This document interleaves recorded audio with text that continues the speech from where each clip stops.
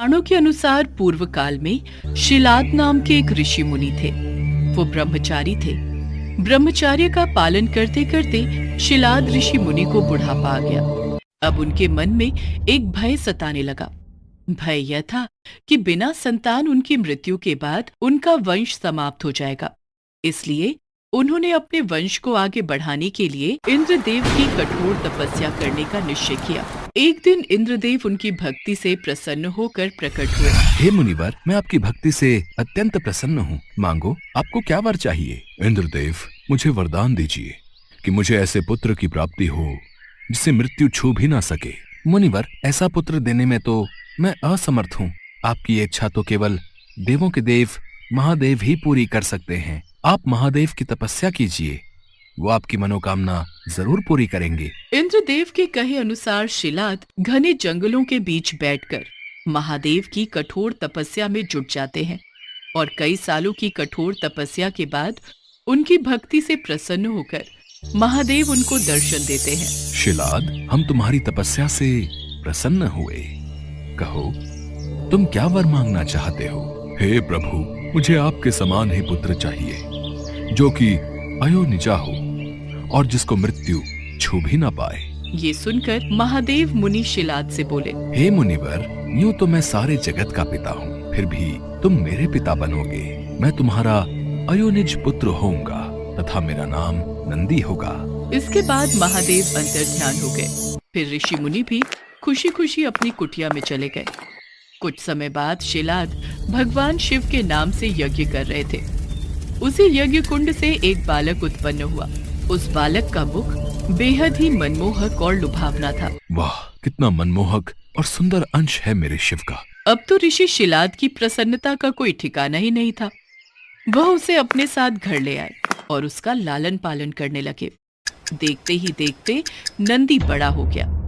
5 साल का होते ही शिलाद मुनि ने नंदी को संपूर्ण वेदों और अन्य शास्त्रों का भी अध्ययन करवाया। और फिर जब वो 7 वर्ष का हुआ तो एक दिन ऋषि शिलाद के घर मित्र और वरुण नाम के 2 सन्यासी आए।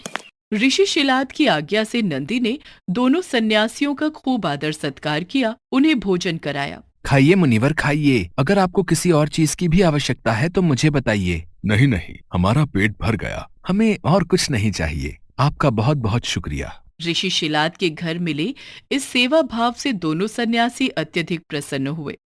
जाने से पहले दोनों सन्यासियों ने शिलाद ऋषि को लंबी उम्र और खुशहाल जीवन का आशीर्वाद दिया और नंदी को बिना आशीर्वाद दिए ही जाने लगे। अगर आप बुरा न मानो तो मैं ये जान सकता हूँ कि आपने मुझ बूढ़े को तो आशीर्वाद दे दिया, लेकिन मेरे बेटे नंदी को नहीं। तब सन्यासियों ने बताया, हमें ये बात कहते हुए बेहद ही दुख हो रहा है, लेकिन सच तो यह है कि नंदी अल्पायु है, अर्थात उसकी आयु बहुत कम है। हाँ मुनिवर, उसके पास केवल 1 वर्ष का ही समय है। आपके इस पुत्र की आयु बहुत कम है, इसलिए हमने इसे कोई आशीर्वाद नहीं दिया। उन दोनों सन्यासियों की बातें सुनने के बाद अंदर जाकर शिलाद ऋषि नंदी को गले लगाकर फूट फूट कर रोने लगते हैं। तब नंदी अनजान बनते हुए उनसे पूछते हैं, पिताश्री, आपको ऐसा कौन सा दुख आ पड़ा जो आपका शरीर इस तरह कांप रहा है और आप फूट फूट कर रो रहे हैं? पुत्र, सन्यासियों ने बताया कि तुम अल्पायु हो और इस बात से मैं बेहद दुखी हूँ। तुम ही बताओ, मेरा ये दुख कैसे दूर होगा? पिता के मुख से ऐसी बातें सुनकर नंदी हंसने लगता है और कहता है, आपने मुझे स्वयं भगवान शिव के आशीर्वाद से पाया है, तो मेरे इस जीवन की रक्षा भी भगवान शिव ही करेंगे। आप इस बात की बिल्कुल भी चिंता न करो। फिर अगले दिन नंदी अपने पिता से आज्ञा लेकर महादेव की तपस्या करने के लिए भुवन नदी पर चले गए और वहां पहुंचकर वो नदी किनारे बैठकर शिव जी की कठोर तपस्या करने लगे। बालक नंदी की कठोर तपस्या देख महादेव कुछ समय बीत जाने के बाद नंदी के समक्ष प्रकट हुए, परंतु जब नंदी ने महादेव को देखा तो वो भूल ही गए कि वो लंबी उम्र के लिए तप कर रहे थे। तत्पश्चात महादेव ने कहा, नंदी पुत्र, मैं तुम्हारी तपस्या से बेहद ही प्रसन्न हूँ। मांगो, तुम्हें क्या वर चाहिए वत्स? प्रभु, मैं ताउम्र आपके सानिध्य में रहना चाहता हूँ। मुझे सदा के लिए अपने चरणों में जगह दे दीजिए। हे शिलानंदन, तुम्हें मृत्यु का भय कहाँ? तुम तो मेरे ही समान हो। तुम अजर अमर बनकर सदा मेरे संग ही रहोगे। तुम पर सदा मेरा प्रेम बरसता रहेगा। मेरी कृपा से तुम पर जन्म मृत्यु अपना प्रभाव नहीं डाल सकेंगे।